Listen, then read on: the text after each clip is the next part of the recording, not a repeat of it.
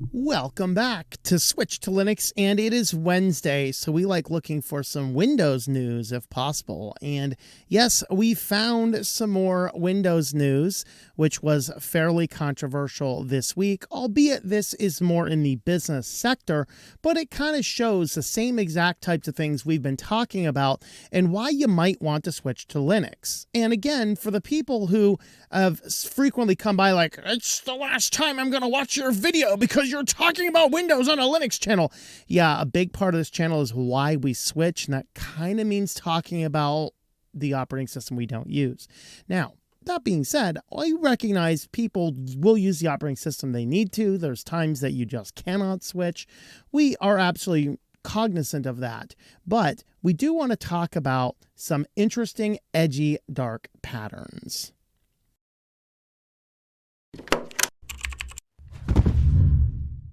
Thanks for checking out this video by Switched to Linux. If you like this type of content, want to see why to switch to Linux and how to switch to Linux, please feel free to subscribe to the channel if you've not already done so. Leave us a like and a comment down below. And today we're talking about the edgy dark patterns.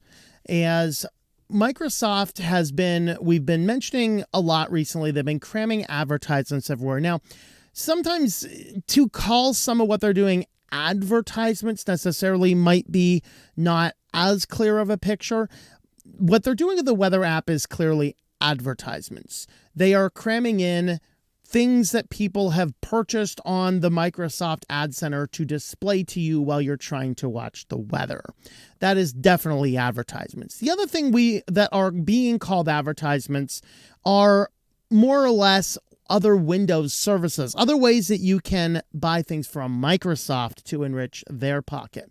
The pop-up notifications telling you, hey, you should use OneDrive if it's not configured, or hey, your OneDrive account is getting full, don't run out of space, buy more now. Or you'll get the ones about Edge. And Mozilla did a report a few months back talking about the Microsoft dark patterns pushing people into Edge. And they illustrated things like potentially, in fact, injecting their own advertisements for Edge on the Chrome download pages. And if you're using Bing, it will always populate Edge ads if you're searching for an alternative web browser.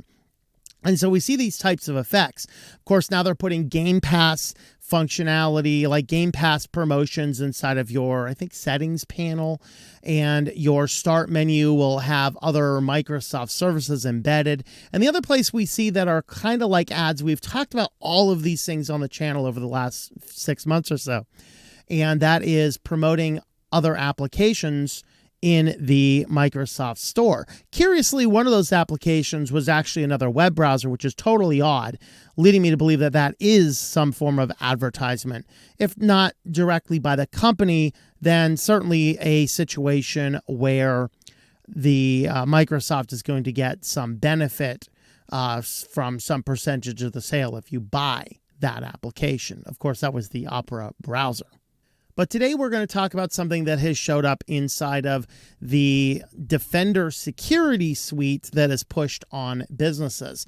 So the best article on this one that I read came from the Register. Microsoft pushing Edge in Defender is slammed as a dark pattern by Thomas, wonderful name, Thomas Claburn. And so we're going to have a look at this article here and see what is going on. Now, again, this is more related to business, but it illustrates the same patterns that we've seen with Microsoft for a while now. And so we wanted to really get into this a little bit. So there is a Defender security suite, which you can use with your Microsoft business account, attaching things to the Azure cloud and other things interfacing with business accounts. And so this reader, who works as a CTO, told us about what he perceives as a dark pattern interface element, which is deceptively designed to steer users towards a particular choice. The prompt to use Edge promotes a feature known as in-browser protection with Microsoft Edge for Business. So Edge for Business is a tool that allows admins to separate personal and business profiles and ensure data doesn't leak between two. In-browser protections means using those Defender for cloud apps and Microsoft Edge browsers if subject to session policies. So they're basically talking about different profiles and things like this. Now I'm going to stop right here. We'll talk about this a little bit more at the end of the video, but you can do things like profiles inside of Firefox. You might be able to do it in Chromium-based browsers as well. I know with Firefox, it's not the easiest thing to do. You'd have to boot the browser into that profile, but it's kind of like Tails, where they have a secure, the Tor browser, and they have the unsafe browser. Two totally different browser profiles. And what made me kind of chuckle a little bit about this is on my recent video where we talked about upgrading Linux Mint 21.3 to 22, and I mentioned in the video I'm more of an advanced Linux user, I get this moron. I'm just going to call him out as a moron. Like, you say you're an advanced user, you have overlapping icons on your desktop, and you have like 3 browsers in there. It's like, you are an idiot, aren't you? And I explained in a comment, of course, you know, the justified in his own eyes continues to justify himself. What does the Bible say? Answer not a fool according to his folly. But I did. And even on this computer here, I actually have, oh, look at this. I have 3 browsers down here. And there's a reason I do that. I do use them for different profiles without having to stop and restart browsers and do other funky things. In this particular streaming computer, the Chromium browser is used for actual YouTube connections, and it gets used for nothing other than YouTube connections. The Firefox is the default security hardened, and LibreWolf is actually here because I install LibreWolf on all my computers, and I configure LibreWolf to bust out of my firewall because I have a very robust firewall, which sometimes I need to get out of, and I use LibreWolf to do that because it also won't save any data. And as far as I mentioned in my comment, the reason there's overlapping icons is because that is a laptop with a very small screen resolution, like a 1266 laptop, which I usually dock it onto a 1080p monitor, hence icons overlap when I turn it back on. But, you know, I'm not an advanced Linux user because of that. Never mind a self-managed 15 or more different terminal servers inside of cloud databases. Anyway, we're getting into the weeds here. Let's get on back to what Microsoft is doing. And so with this, they're trying to push people into using Edge as part of the browser suite because it will separate your personal and your business profiles. Now, this is something hopefully Firefox makes a little bit easier to use. I think Vivaldi might do this now a little bit easier, but where you can say this browser window is for personal, this one's for that. I've traditionally done that with different browsers or cubes, you know. Accomplishes the same thing. Way better, by the way. But this is what the prompt looks like. Getting weird responses in my internet these days. It's taking a while for some things to load. So access to Microsoft Azure is monitored for improved security. Your organization allows access to Microsoft Azure in monitor mode. Access is only available from a web browser. And then here is where he's saying is the dark pattern. The Edge, use the Edge browser for better performance when using business applications. Continuing current browser is much dimmer and much easier, brighter, easier to read, bigger, slightly bigger font. I don't know. Maybe it's just bold font. Continue in Edge. Of course, if you're not using Edge, that's going to jump you on over to there. And so the problem is this really a security suite feature, or is this a dark pattern advertisement to push more people onto the Edge browser? And then it begs this extra question. If you're utilizing a web browser, why do they care which one you're utilizing? Well, it is a proprietary browser connected to Microsoft and your Microsoft account, so they actually get more data about you if you are using Edge. You see, when you're signing in, it's the same thing with Google, where if you remember, we covered it, 3 or 4 years back, when the Chromium Core first introduced the idea that you could sign into the browser separately. And even on Chromium, the open source Chromium, they were enabling that feature by default, and it caused massive backlash. It was the Linux community that first discovered it. My channel, among others, talked about this really quick, and then it caused the very next version, yeah, you have the ability to turn that nonsense off. What the idea is that if you were using the Chromium browser base, so Chromium or Chrome or Vivaldi or Brave or any other browser base, unless they had tweaked that particular setting, if you signed into any Google service at all through the website, it would automatically sign you in and keep you signed into the browser as well.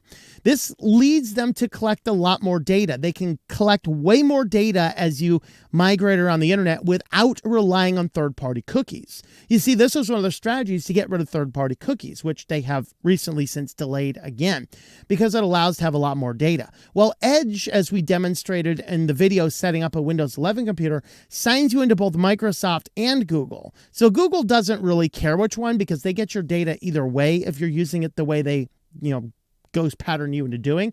But Microsoft now will have a ton of extra access data collection without relying on cookies about what's going on, because they have this proprietary browser that is logged in, connected to your Microsoft account, allowing them to track and analyze and store data. And I don't trust that if I delete my data, Microsoft's going to delete it from all of their servers and all of their backups. Oh no, it's still there. This is why I will use open source systems, and I do not sign into accounts unless I have to, and why I have one browser explicitly dedicated to YouTube and one of them as the default browser, which is explicitly never signed into anything. And so that is why we do that. And that is what the concern is here in Microsoft pushing their browser on everybody. So here he has a little bit more information. The feature was in preview. It was disabled by default, according to Myron Helgering, a security engineer with Microsoft MVP who blogs about Microsoft-related topics. He described the process of signing in with Google Chrome with the prompt as follows: Microsoft will nudge me, if configured, to use Microsoft Edge for Business instead of Google Chrome. The prompt can be disabled through the Microsoft Defender Admin Center and asked to address the claim that Edge represented a dark pattern. The spokesman replied, "Today, organizations use Microsoft Defender for cloud apps, a comprehensive security as a service security solution to get a full visibility into their SaaS app landscape and help protect their apps. In Defender for Cloud Apps, administrators can set policies to control how users can interact with SaaS apps in the browser. In the past, we only provided reverse proxy technologies to enable these capabilities, which supports any browser. Recently, we launched a public preview where Defender for Cloud Apps integrates directly with Edge, which enables a more streamlined experience, reducing latency and improving other factors of experience." Which other factors, I might add? Admins have full control over the experience and can turn it off entirely. So obviously he was asked, does this represent a dark pattern? Notice nothing in that long-winded paragraph discussed, no, this is not a dark pattern. It just said, we're doing this. It's going to streamline it and provide other features that we're not telling you about.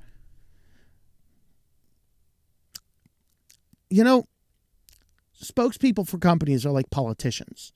You can tell if they're lying if their lips are moving. I mean, geez. So, not the first time they've been called out for it. This is where we get into Mozilla's report, February 2024. Mozilla published a report highlighting ways Microsoft pushed Windows users to adopt Edge using dark patterns. They do have a report titled "Over the Edge: How Microsoft's Design Tactics Compromise Free Browser Choice," that Microsoft repeatedly uses harmful designs to influence users into Edge. So they talk about this. They talk about here Mozilla incited ways Edge has injected ads for Microsoft browser into the Chrome download page on Google's website to discourage those intent on downloading Chrome. There was also a period of time where it would give you a security warning that wasn't mentioned in the article, but we had talked about that. Here's the article here from the Register.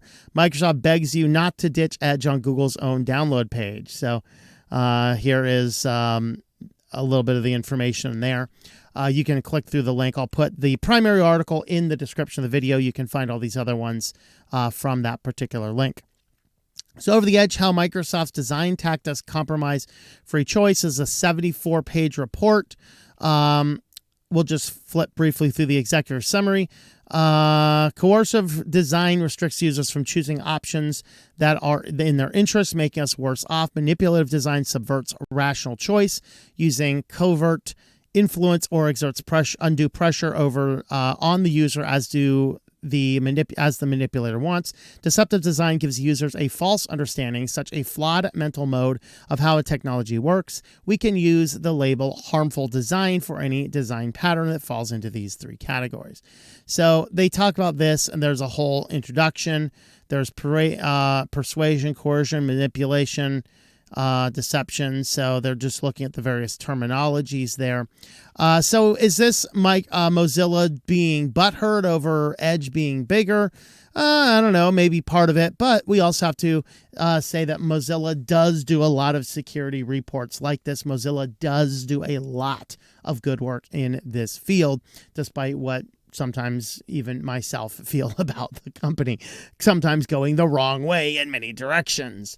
But all that being said, I did mention we were going to talk briefly about profiles in Firefox. So you can create multiple different profiles inside of Firefox. And inside of these, what you can do is create a profile, and you can set one of them to be the default. And then if you want, you can go back in your profiles menu, and then you can launch the profile in a new instance of the browser. So you can do the same thing that Microsoft is promoting as a security feature without adding it on and without a dark pattern and without switching to Edge by utilizing profiles over here in Firefox. As I mentioned, I accomplished this generally by installing different browsers because it gives me, even in my opinion, a little bit more separation as well. I have a better understanding of which one, and I keep the browsers consistent across my various computers as to which direction I'm going. But you can actually go in. It kind of starts with, in Firefox, about profiles. Again, this might be better if they had a button in the menu for profiles, or they did something to make it a little bit easier to use, especially a more privacy-focused organization like Firefox. This might be a really good thing from the pioneer rather than, streamlining in picture-in-picture, which makes me want to go and jump off a cliff or something. But that being said, you can get into your profiles. You can create new ones. You can create new instances. This is a perfectly legitimate way to do what Microsoft is using dark patterns to get people to switch to Edge in order to accomplish. So there is our discussion about the edgy dark patterns. Yes, Microsoft is about the same for the business world as it is for the rest of us. And this is why I personally choose to use Linux everywhere possible. And in my personal situation where I have my own businesses and my own, functions I'm doing, I have the total choice. If I am forced to use Windows for something, I simply find another way around it. I have not had to boot into Windows to do anything in any system I have around here for at least 5 or 6 years. I can't remember. But there is our thoughts on that. So if you like this type of content and you want to learn more, hear more, listen to more, look at more of these articles, let me know if you like this type of format with the single article discussions and thoughts. Let me know that down below. Subscribe to the channel if you want more information, and I will leave you with a video on slowly switching to Linux. Thanks for watching, and I hope that you enjoy switching to Linux.